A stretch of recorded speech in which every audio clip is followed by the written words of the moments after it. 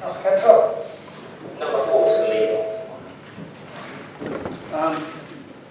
It was a matter of some distress that when I arrived at Burrell's Ward yesterday evening at 10:30, there was no one there to greet me.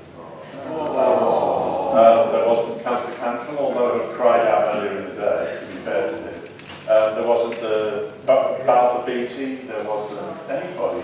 I stopped an Australian who was smoking. I didn't know he was Australian, but I discovered that after. It was something to do with the lighting. And I had a second occasion, sorry, I will now be more serious. I had a second occasion this week to have a look at the lighting. I had a look at it on Monday in the daytime, I had a look at it on Wednesday. And I'm fully up to having another look at it next week. I think there's been some misunderstandings.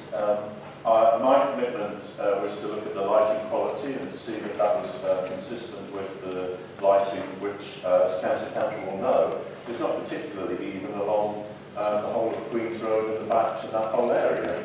And also that the lighting was effectively around the University Library and particularly at the area of Covent's Corner was satisfactory.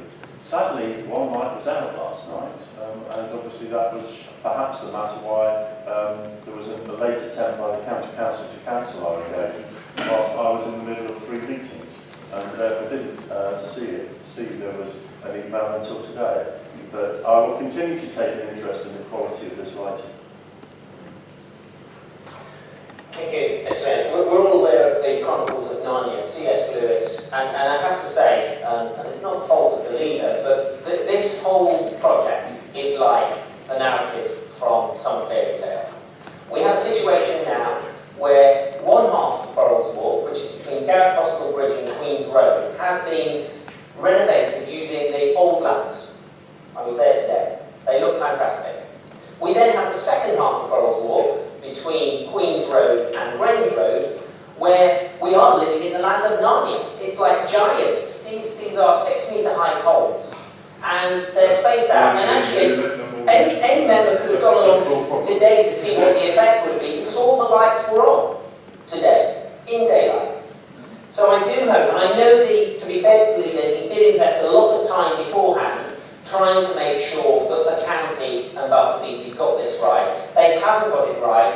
Will the leader give a commitment that the second half of Burrell's Walk, there is remediation work undertaken, so the height of the lights are reduced to the same height as the first half of Burrell's Walk, so that everybody can enjoy what is in effect a very unique part of the city? I'm sorry that Councillor Cantrell will not be there for a 10:30 truce with me next week, but I'm hoping that Councillor Nessing may be available. So we will have a good look and a lighting.